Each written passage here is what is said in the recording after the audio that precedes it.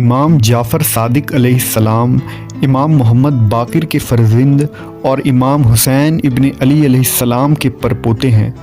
آپ بے شمار فضائل و کمالات کے مالک تھے۔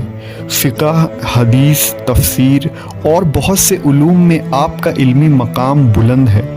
امام ابو حنیفہ اور امام مالک جیسے بڑے علماء آپ کے شاگرد رہے اور آپ کی حیات میں علمی فیض حاصل کرتے رہے۔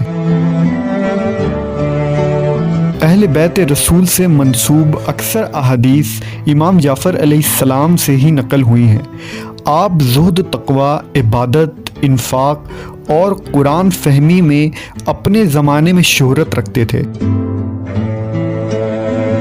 امام مالک نے فرمایا تھا کہ میں جتنی مدت جعفر بن محمد کے پاس رہا انہیں 3 حالتوں میں ہی پایا، یا نماز کی حالت میں، یا روزہ کی حالت میں، یا ذکر کی حالت میں۔ کوفہ کے لوگ آپ سے علم و معرفت کے خزانے دریافت کرتے تھے اور ہر جگہ آپ ہی کا چرچا تھا۔ جب رمضان کا مہینہ آتا تو آپ اس کا بہت ہی شوق سے استقبال کیا کرتے۔ آپ سے بے شمار مسنون دعائیں نقل کی گئی ہیں جن کو آپ ماہ رمضان کے دنوں اور راتوں میں پڑھا کرتے تھے۔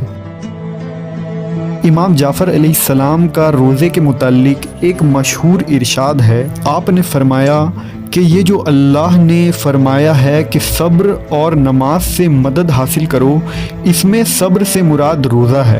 جو شخص شدید گرم دنوں میں خدا کے لیے روزہ رکھے اور اس کو پیاس لگے، خدا 1000 فرشتوں کو مامور فرماتا ہے کہ اپنے ہاتھ اس کے چہرے پر مسح کرتے رہیں اور اس کو مسلسل جنت کی بشارت دیں یہاں تک کہ وہ افطار کرے۔